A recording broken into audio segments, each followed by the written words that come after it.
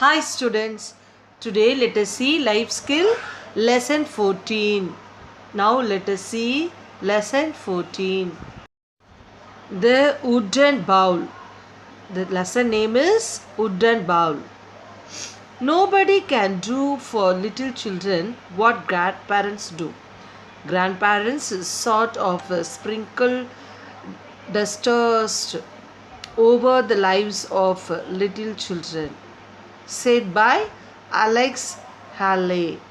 So என்ன சொல்கிறாங்கன்னா, யாருமே வந்து ஒரு கிராண்ட் பேரண்ட்ஸுடைய அன்பை வந்து லிட்டில் சில்ட்ரனுக்கு கொடுக்குறது அந்த அந்த இது வந்து யாராலுமே பண்ண முடியாது. ஏன்னா கிராண்ட் பேரண்ட்ஸ் வந்து ரொம்ப கேர் எடுத்து அவங்க கிராண்ட் சில்ட்ரனுக்கு ரொம்ப பண்ணுவாங்க, அதிகமாக செய்வாங்க. அவங்களோட வயசான காலத்தில் கூட அவங்களுடைய லிட்டில் சில்ட்ரனை அவங்க என்றைக்குமே விட்டு கொடுக்க மாட்டாங்க. அவங்களுக்காக என்ன வேணாலும் செய்வாங்க. அப்படிங்கிறது தான் யார் சொல்கிறாரு? அலெக்ஸ் ஹாலேங்கிறவர் அவருடைய கருத்தை சொல்கிறாரு. Now let us see the lesson story. Once there lived a hard working couple, Kamalnath and Leelavati, in a small town in China. They worked hard all their lives to take care of their only son Avanish. The son grew up and got a job in a big factory in a nearby town. He moved there, leaving his parents in the village. So என்ன சொல்கிறாங்க, ஒரு ஊரில் ஒரு கப்பல் இருந்தாங்க, அம்மா அப்பா இருந்தாங்க. அவங்க பேர் என்னது? கமல்நாத் அண்ட் லீலாவதி. அவங்க ரெண்டு பேருக்கும் ஒரு குழந்தை இருக்கா. அவன் வந்து என்னது? அவன் பேர் அவனேஷ். அந்த பையனை ரொம்ப சந்தோஷமாக வளர்க்கணும்னு சொல்லிட்டு அவங்களோட லைஃப்பில் இருக்க எல்லா கஷ்டப்பட்டு அவனை படிக்க வச்சு பெரிய ஆளாக்கி அவன் ஒரு பெரிய நல்ல ஜாபுக்கு போயிட்டான். அது வந்து பக்கத்தில் இவங்க இருக்க வில்லேஜ் தாண்டி பக்கத்தில் இருக்க ஒரு டவுனில் கிடச்சிருக்கு. ஸோ அவன் என்ன பண்ணிட்டான், வேலை கிடச்சோடனே அவனோட வேலை நிமித்தமாக வில்லேஜில் அவங்க அம்மா அப்பா விட்டுட்டு டவுனுக்கு தனியாக போயிட்டான். For the first few years, Avanish visited his parents every year and spent a few happy days with them. Soon he got married and had his own son called Riku to take care of. Gradually, Avanish and his family stopped visiting the village every year. Now they could come once in 2 or 3 years. Kamalnath and Leelavati could look forward to meeting their grandson. A few years later, Leelavati passed away and he was left alone in the village.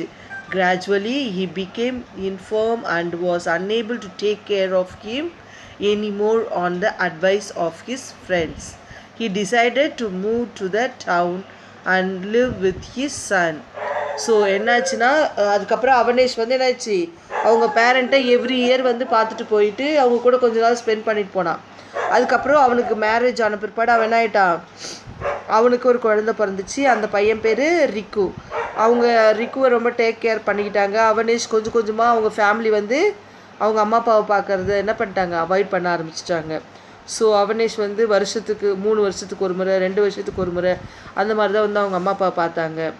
இதே மாதிரி லீலாவதியும் கமல்நாத்தும் ரொம்ப ஆசைப்பட்டாங்க, எப்படா நம்ம பசங்க வருவாங்க, நம்ம பேரப்பிள்ளை வரும், நம்ம பார்க்கலான்னு ரொம்ப ஆசையாக எதிர்பார்த்துட்டு இருந்தாங்க.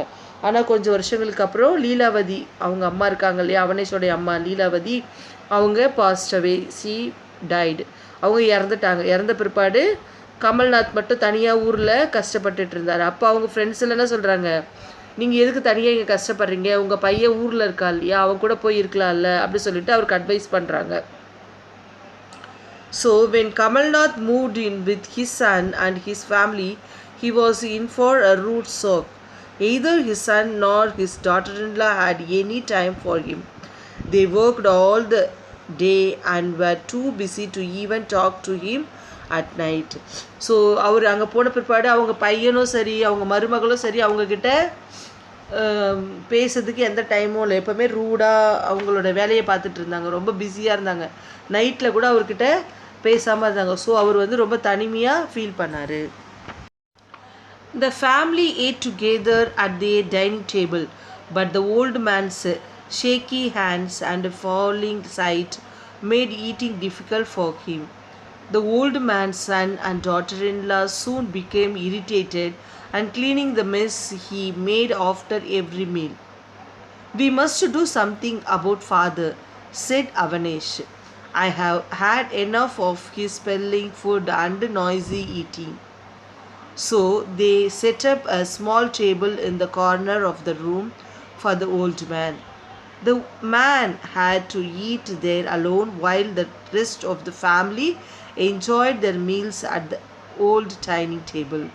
Soon the old Kamalnath became too infirm to serve himself and started dropping a dish or two. His daughter in law was furious with him for breaking her favorite crockery. From then on, he was served food in the wooden bowl. So என்ன சொல்கிறாங்க, அவங்க ஃபேமிலியோட dining டேபிளில் அவர் சாப்பிடும்போது அவர் ரொம்ப வயசானவர் இல்லையா, so அவருடைய ஷேக்கி ஹேண்ட், அவருடைய கை உதறது, அது சிந்துறது அலனாயிடுச்சு. அவர் சாப்பாடெல்லாம் கீழே சிந்த ஆரம்பிச்சிச்சு. அவருக்கு சரியாக சாப்பிட வரல. அவர் சாப்பிட்டு முடிச்ச உடனே அந்த டைனிங் டேபிள் ஃபுல்லாக சாதம் இறஞ்சிருக்க உடனே அவங்க பையனுக்கு என்ன பண்ணுறதே தெரியல. அவர் ரொம்ப கோபமான இரிட்டேட் ஆகுறாங்க. அவங்க டாட்டர் இன்லாவும் சன்னும் ரொம்ப இரிட்டேட் ஆகுறாங்க. ஸோ அவனேஷ் தான் சொல்கிறார், நம்ம இதுக்காக ஏதாவது அப்பாவுக்கு பண்ணணும்னு சொல்லிட்டு அவருக்காக தனியாக ஒரு டைனிங் டேபிள் ரூமுக்கு கார்னரில் ஒரு டேபிள் ரெடி பண்ணி அங்கே சாப்பிட்டுட்டோம், அவர் தனியாக சாப்பிடட்டும்னு சொல்லிட்டு அவருக்கு ஒரு ரூமை அலாட் பண்ணி ஒரு கார்னரில் டேபிள் போட்டு உட்கார வச்சுட்டாங்க. கமல்நாத் வந்து என்னது ரொம்ப தனியாக சோகமாக அங்கே உட்காந்து சாப்பிடுவார். டிஷ்ஷஸ்லாம் கீழே இறச்சி சாப்பிட்றாரு. ஒரு நாள் என்ன ஆகிடுச்சுன்னா, அவர் ரொம்ப கை உதறி சாப்பிடும்போது அவர் கையில் இருக்க ஒரு பவுல் வந்து என்ன பண்ணிட்டாரு, கீழே போட்டு உடச்சிட்டாரு. ஸோ பவுல் உடஞ்ச உடனே அவங்களுடைய டாட்டர் இன்லாவுக்கு ரொம்ப கோவம் வந்துருச்சு.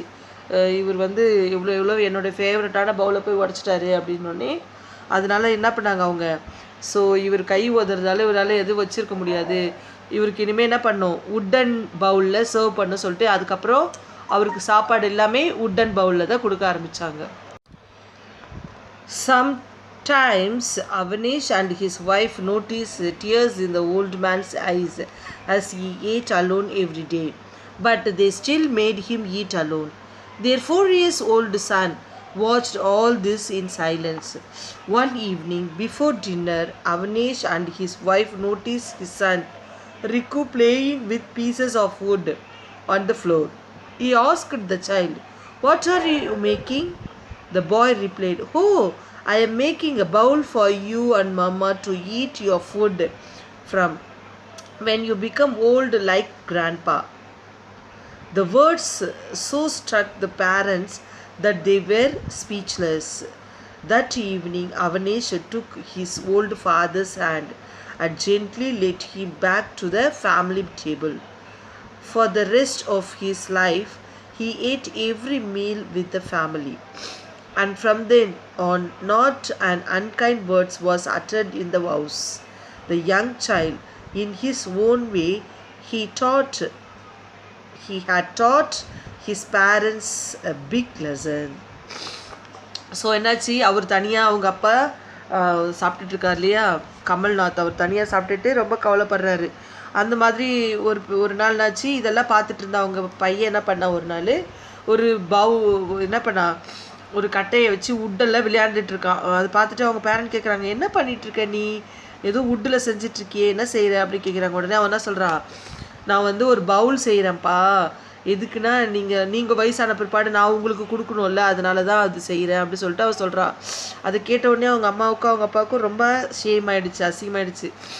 ஏன்னா அவங்களுக்கு என்ன பேசுறதுனே தெரியல. அந்த பையன் பேசுனது கரெக்டாக இருந்துச்சு, ஏன்னா அவங்க செஞ்ச செயலை தான் அவன் திருப்பி சொல்லி காட்டுறான் இல்லையா. ஸோ நீங்கள் தாத்தாவுக்கு கொடுத்தீங்க, நான் உங்களுக்கு கொடுப்பேங்கிற மாதிரி அவன் சொல்கிறான். அதுக்கப்புறம் அந்த ஈவினிங்கே என்ன பண்ணுறாரு அவனேஷ், அவரோட தப்பை உணர்ந்து, ஐயோ நம்ம அப்பாவை நம்ம ஒதுக்கி வச்சது தப்பு அப்படி சொல்லிட்டு அவங்க அப்பாவை டேபிளில் கூட்டிகிட்டு வந்து உட்கார வச்சு அவருக்கு சாப்பாடு பரிமாறுறாங்க. அதுக்கப்புறமேட்டு அவருடைய கடைசி காலம் வரைக்கும் அவர் வந்து எல்லாரோட சேர்ந்து அவங்களுடைய ஃபேமிலியாக மீலில் சாப்பிட ஆரம்பித்தாங்க. இது வந்து ஒரு சாதாரண விஷயமா இருந்தாலும் அந்த சின்ன குழந்தை எவ்வளோ அழகாக அவனுடைய ஓன் வேல குழந்தைத்தனமான விஷயத்தில் எவ்வளோ பெரிய லெசன்ஸை அவங்க பேரண்ட்டுக்கு சொல்லியிருக்கா அப்படிங்கிறது தான் இந்த கதை. Moral of the story: we should respect, love and care for our grandparents.